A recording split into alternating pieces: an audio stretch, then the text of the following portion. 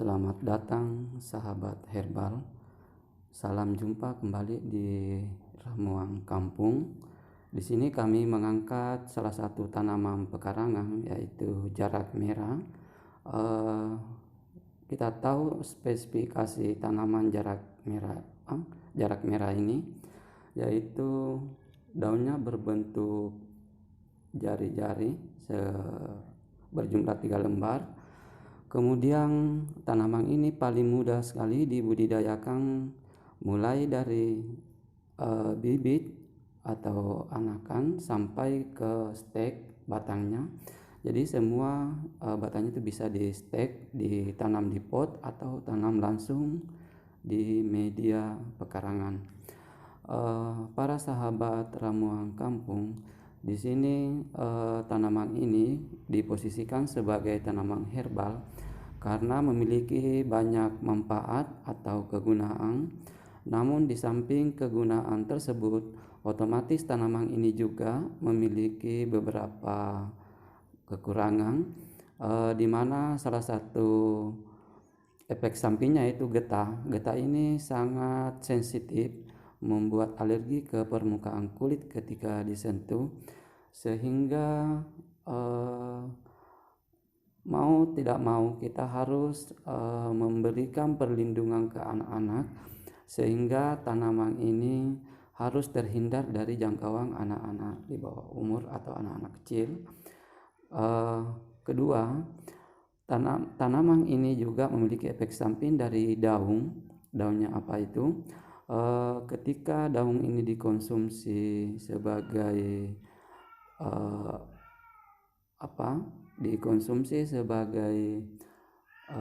obat dalam, itu tidak bisa dikonsumsi terlalu berlebihan dan bisa dihindarkan kepada ibu-ibu yang lagi hamil. Ketiga, bijinya ini juga memiliki efek samping ketika dikonsumsi terlalu berlebihan karena sasarannya ke ginjal atau organ dalam. Para sahabat Ramuang Kampung, tanaman ini umumnya hanyalah tanaman liar. Ketika kita kembali review beberapa manfaat dari tanaman ini, walaupun kita membutuhkan waktu cukup panjang untuk melakukan spesimen, namun dari eksperimen ini otomatis menghasilkan beberapa hasil yang sangat maksimal dan cukup membantu, yang umumnya dipakai sebagai obat ramuan oleh orang Indonesia. Dan bukan saja orang-orang Indonesia yang menggunakan obat ini sebagai ramuan, tapi di negara-negara lain, contohnya India, Amerika Latin dan Utara. Kemudian di benua Australia juga penduduk pedalaman tersebut itu memakai jarak merah atau tanaman jarak merah sebagai tanaman herbal. Kenapa sangat dianjurkan ke tanaman jarak merah ini? Karena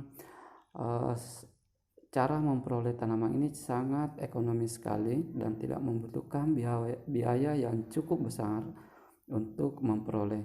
Yang kedua, tanaman ini bisa dikembangbiakan atau pembudidayaan di lahan yang sempit atau di pot-pot kecil, karena tanaman ini bisa saja dibentuk bonsai sesuai dengan ukuran atau selera yang disenangi oleh pemilik. Para sahabat channel Ramuang Kampung, di sini kami memberikan beberapa tips bahwa daun jarak merah itu berperan aktif menempatkan Plasmodium falciparum atau mencegah diare. Kedua, daun bisa membantu meredakan rasa nyeri di otot, termasuk bagi pekerja,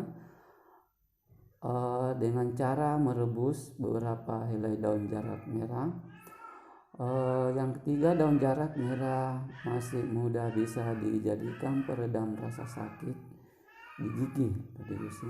Kemudian daun jarak merah dapat juga direbus dalam jumlah banyak, kemudian dijadikan air mandi untuk obat kelembutan kulit. Namun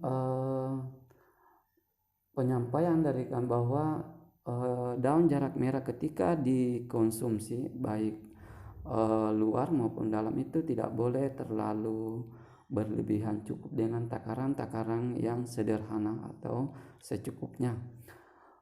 Di sini sahabat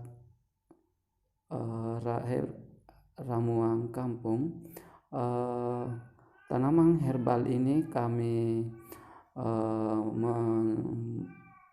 membudidayakannya di tanah langsung, karena memang kami menjadikan tanaman ini sebagai tanaman indukan, kemudian bisa dipindahkan ke pot. Saya rasa ini beberapa tips dari kami, dari channel kami. Kalaupun misalnya ada kekurangan, mungkin itulah keterbatasan kami dari pembuat materi. Sekian dan terima kasih.